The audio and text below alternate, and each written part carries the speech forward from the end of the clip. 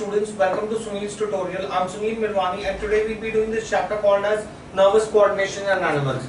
Let's see the nervous system of a cockroach. Here I have put up a diagram of nervous system of cockroach.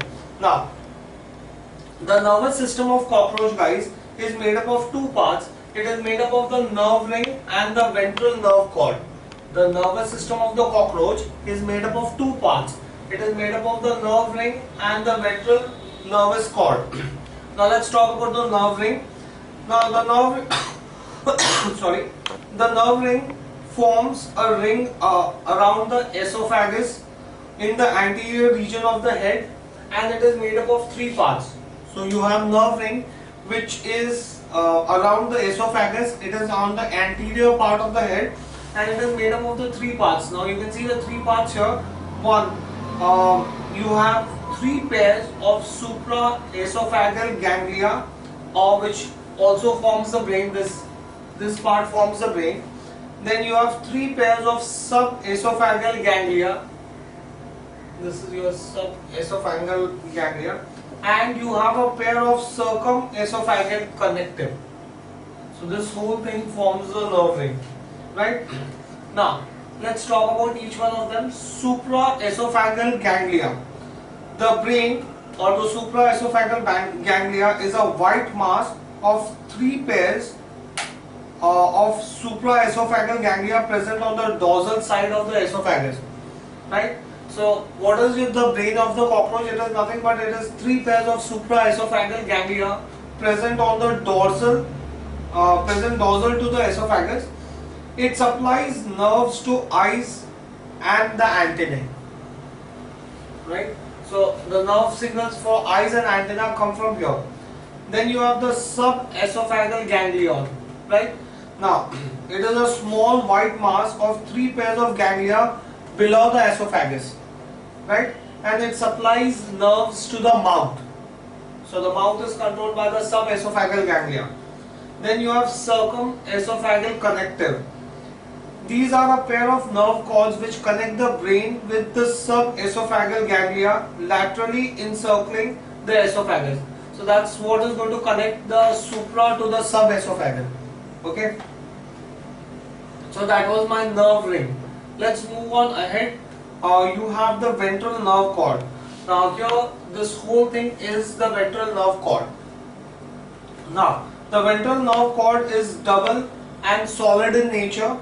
It begins with the subesophageal ganglion and is present on the ventral side of the esophagus. It runs posteriorly below the alimentary canal and it has 9 prominent ganglions. The ventral nerve cord is made up of 9 ganglion. The first 3 ganglion are present in the thoracic region and are called as prothoracic ganglion, right?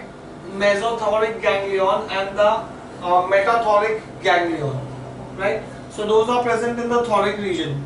Then the last 6 ganglion are present in the abdominal region, starting from the first to the 6th, right? The last abdominal ganglion is the largest of all and is formed by the fusion of ganglion of posterior abdomen segments. So of all of them, this is the largest ganglion. The thoracic and the abdominal ganglion supply fine nerves to the organs of their own segment. As we know, they have segmented body, so they provide nerve signals to their own segment. Fine, do we get this thing here? Can you try writing this down, people?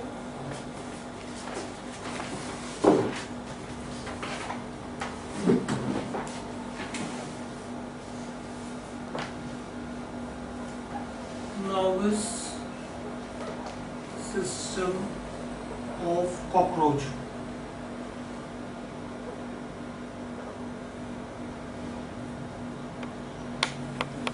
Let's see the nervous system of cockroach.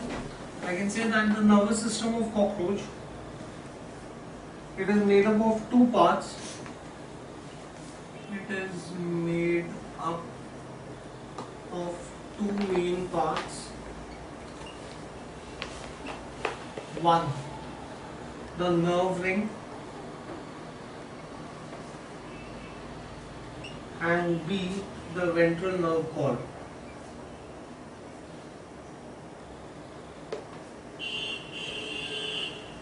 That's what the nervous system of cockroach is made up of. Now, let's see each one of them. Nerve ring.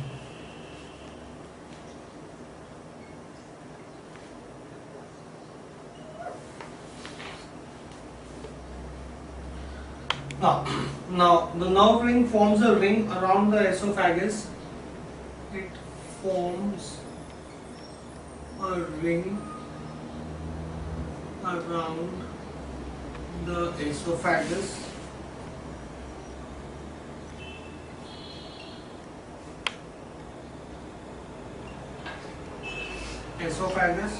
In the anterior region of the head.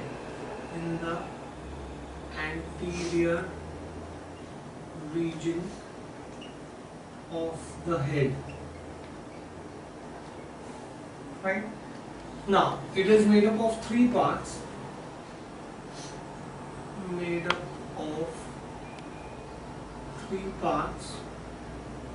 One, three pairs of supra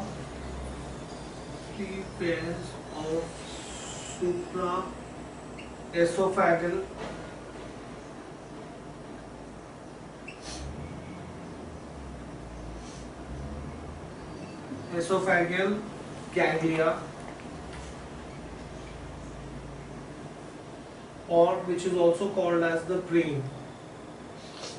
Second, it is made up of three pairs of subesophageal ganglia. Three pairs of subesophageal ganglia. And third, a pair of circumesophageal connective. A pair of circumesophageal connective.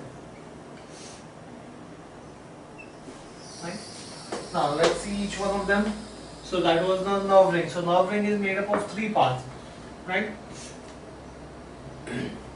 Now first, the brain or the supraesophageal ganglia.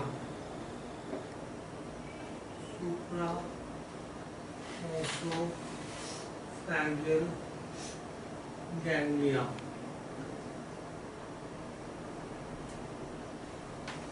Now I can say that the brain is a white mass. Brain is a white mass of three pairs of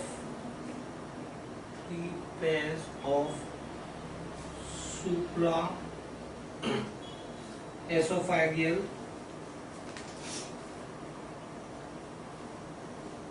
ganglia present ganglia present dorsal to the esophagus.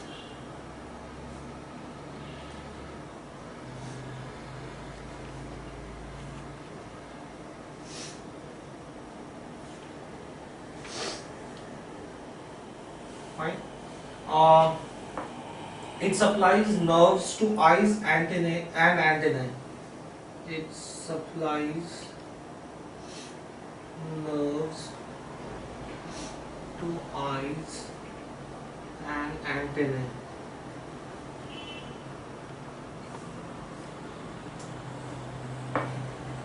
Right, so that's my brain or the supraesophageal ganglia.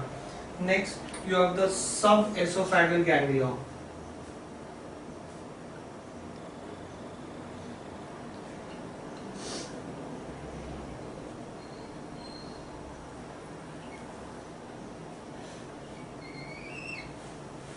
The subesophageal ganglia. It's a small white mass of three pairs of ganglia. It is a small white mass of three pairs of ganglia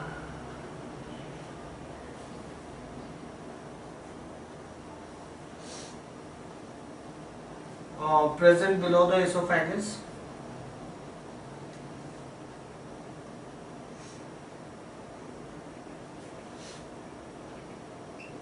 Present below esophagus. It supplies nerves to mouth parts. It supplies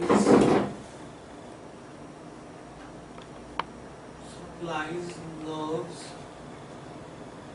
to mouth parts.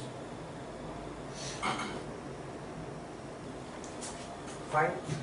Next, you have the circumesophageal connective.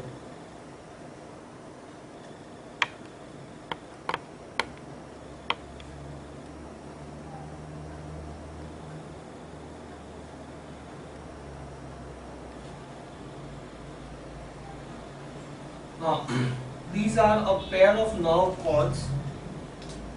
These are a pair of nerve cords.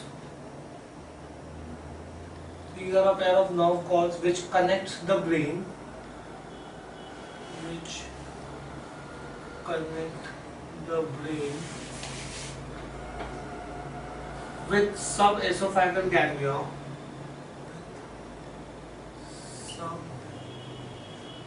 Subesophageal ganglia. Laterally encircling the esophagus.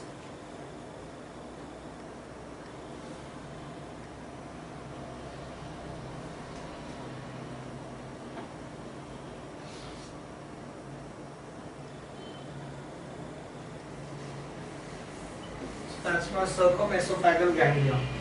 Right, so that was my nerve ring. Right, then you have P, the ventral nerve cord.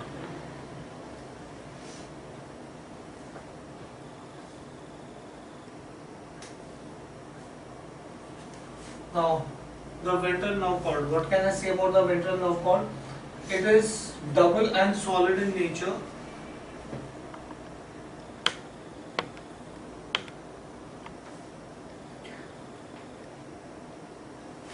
Right? It begins from the subesophageal ganglia on the ventral side of esophagus. It begins from subesophageal ganglia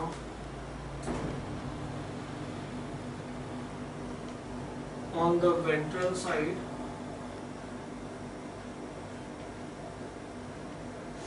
of esophagus. It runs posteriorly below the alimentary canal. It runs posteriorly below the alimentary canal.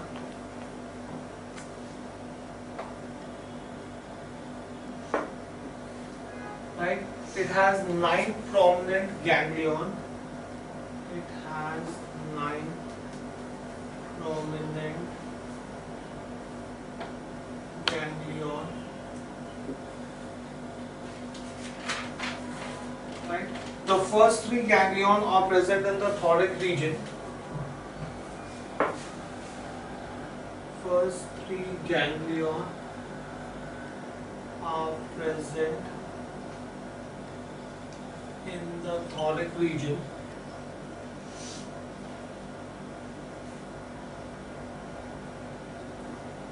Present in the thoracic region and are called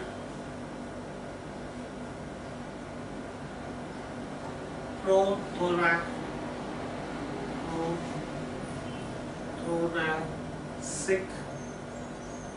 mesothoracic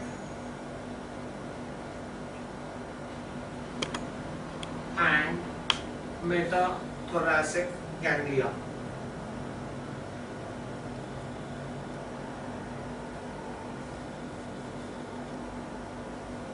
Fine.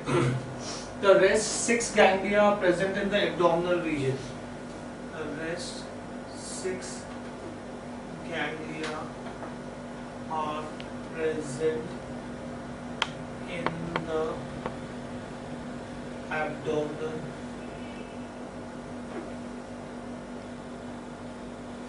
region. Right? The last abdominal ganglion is the largest of all. The last abdominal ganglion is the largest of all. Is the largest of all, and as it is formed by the fusion, as it is formed by the fusion of the posterior abdominal segments of ganglia of posterior abdominal segments.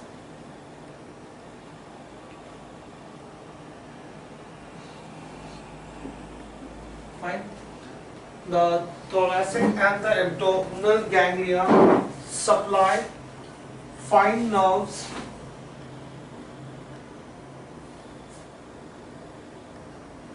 the thoracic and abdominal ganglia supply fine nerves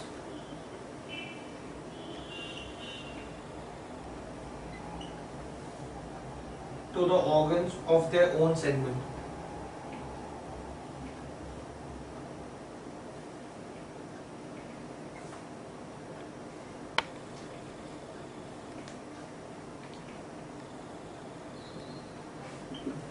So that was the nervous system of the cockroach. Next, let's see human nervous system.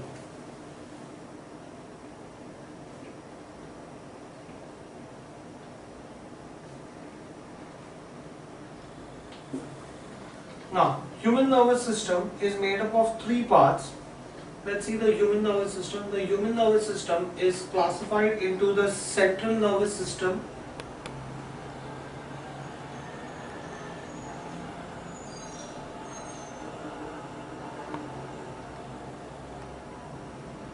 then you have the peripheral nervous system,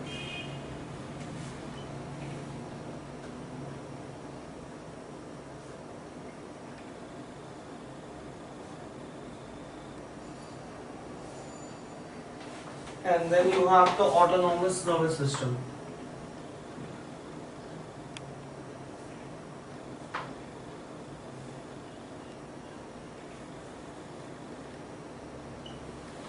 Right? Now, the central nervous system is further classified into brain and spinal cord.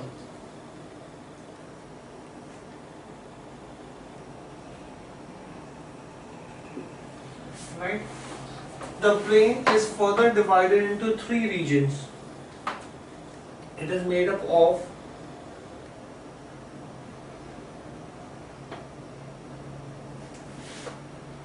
the brain is further divided into 3 regions. It is made up of forebrain, right? Then it is made up of midbrain and hindbrain, right? The peripheral nervous system is further classified into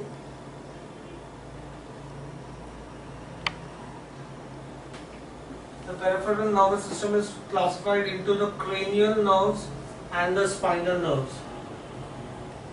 Cranial nerves and spinal nerves. Right? So that is a diagram of your human nervous system. Right? Now let's start seeing each one of them in detail. Now before that, let us see why do we need a nervous system. Role of nervous system. What is the role of nervous system? Why do we need a nervous system?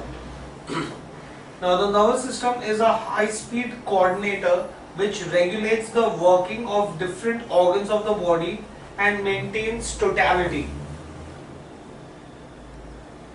It is a high-speed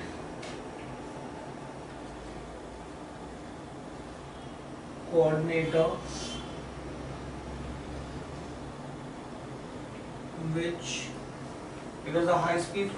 which regulates the working of different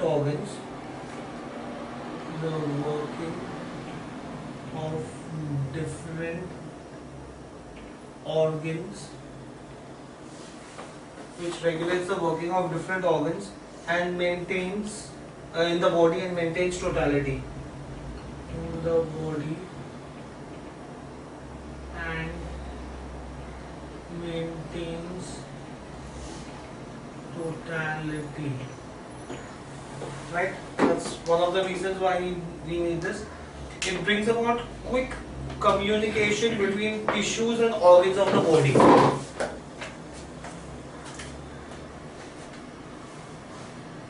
It brings about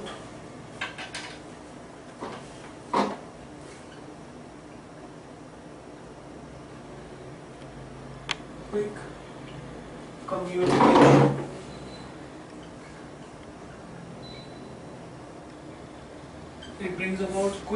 communication between tissues and organs of the body.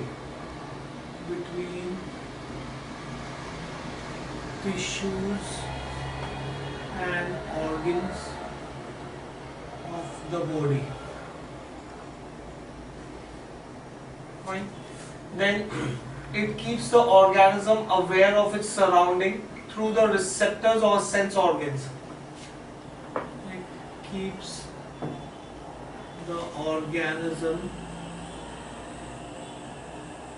aware of its surrounding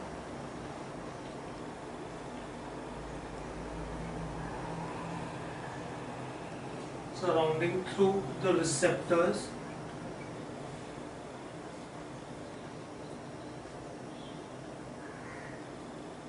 or sense organs. Then it regulates involuntary activities in visceral organs.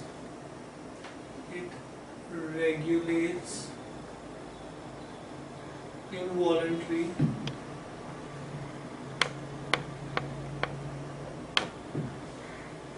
activities.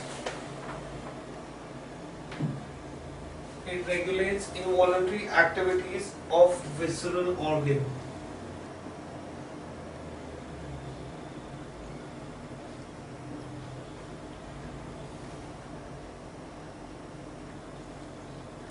That's your organs that are present inside the body, such as heart, lungs, liver, stomach, pancreas, intestine, kidneys, urinary bladder. All of them are controlled by your nervous system, and it helps in coordination of higher mental activities. Helps in coordination of higher mental activities, right? Such as thinking, reasoning, memorizing, taking decisions. All of that is done with the nervous system. Next, let's see what do we understand by meninges of brain and spinal cord.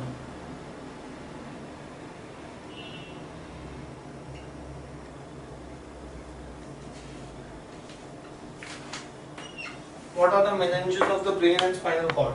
Now the human brain and the spinal cord is well protected with 3 membranes, and these membranes are called as meninges. So what are meninges? These are the membranes that protect the brain and the spinal cord, right? Now let's try this. What are meninges? The human brain and spinal cord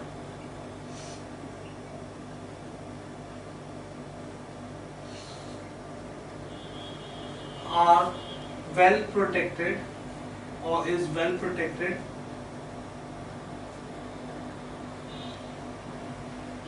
within three membranes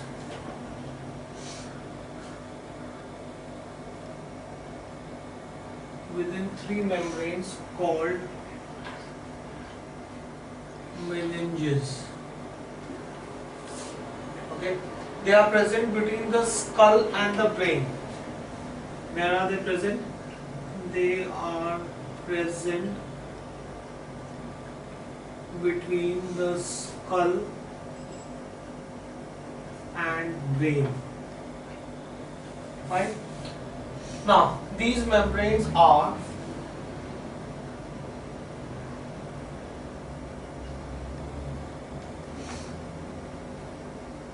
the outer dura mater,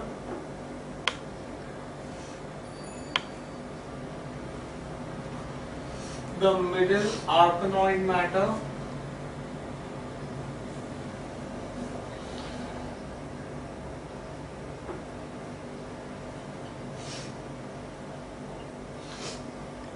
and the inner pia mater.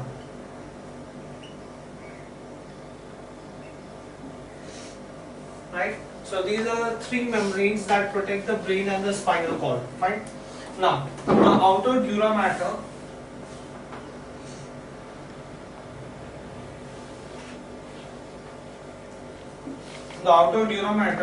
is a tough membrane which lies just below the cranium. Is a tough membrane which lies just below the cranium.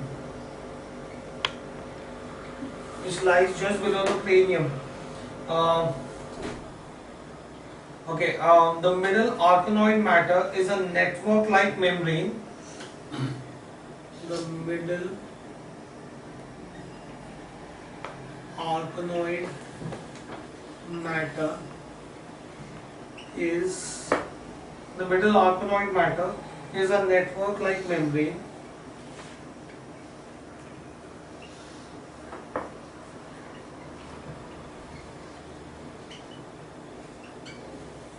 right, while the innermost pia mater is a delicate membrane close to the brain. The inner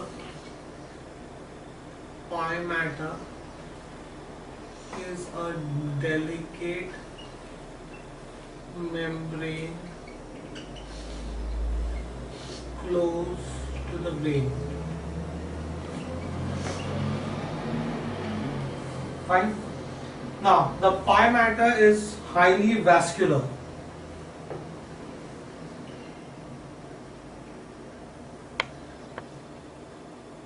Matter is highly vascular. Right? So those are the meninges of the spinal cord. Now, the space between the arachnoid matter and the pia mater is filled with cerebrospinal fluid. The space between arachnoid matter and pia mater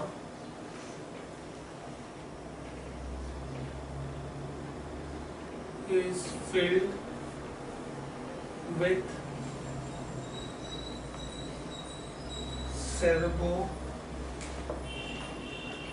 cerebrospinal fluid. Fine. So those were the meninges of the brain and the spinal cord. Question. So why do I need the cerebrospinal fluid? Significance of cerebrospinal fluid. What is the significance of cerebrospinal fluid? Now, the cerebrospinal fluid is a watery alkaline and it acts as a buffer to absorb mechanical shock. It is watery and alkaline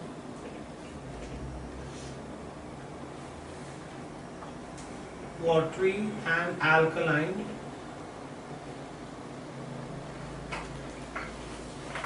and acts as a buffer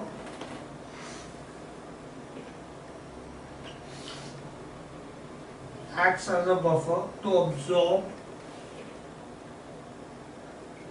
mechanical shocks.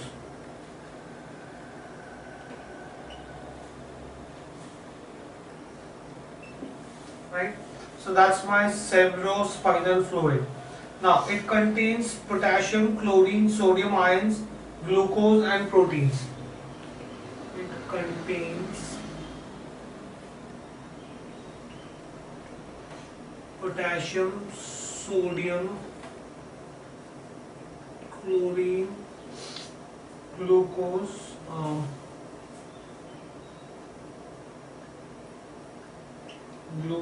and proteins. Right? It protects the brain and the spinal cord from any shock and mechanical injury. I explained this to you. It provides nutrition to the central nervous system. It provides nutrition to the central nervous system.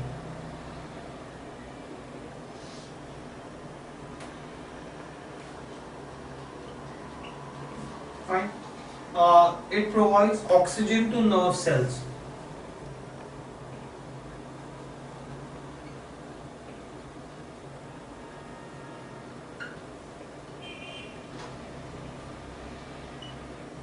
Right? It maintains constant pressure within cranium. It maintains constant pressure within cranium. Fine. It helps in exchange of material between neurons and fluids. It helps in exchange of material between neurons and fluids. Fine. And bacterial infection in cerebrospinal fluid is called as meningitis. Bacterial infection